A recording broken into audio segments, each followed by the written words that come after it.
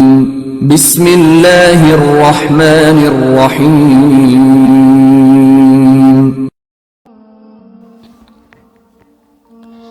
ایک عورت امیر المومنین امام علی علیہ السلام کی خدمت میں حاضر ہوئی اور مولا علی علیہ السلام سے عرض کرنے لگی کہ یا علی، میرے گھر میں میری کوئی عزت نہیں کرتا ہے، میری اولاد بھی نافرمان ہو رہی ہے اور میرا شوہر بھی میری توہین کرتا ہے، اور آج کل ہمارے حالات بھی خراب سے خراب تر ہو رہے ہیں۔ میرے مولا، آپ ہی بتائیں میں کیا کروں؟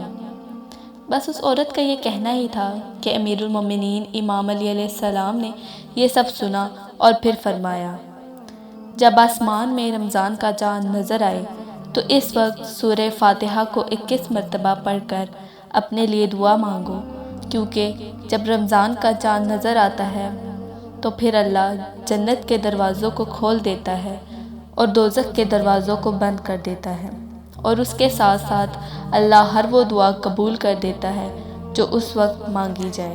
اللہ آنے والے بابرکت مہینے کے صدقے میں ہماری ہر دعا، ہر حاجت کو پورا فرمائے اور ہمیں ایک سچا محب اہل بیت بنائے۔ جزاک اللہ۔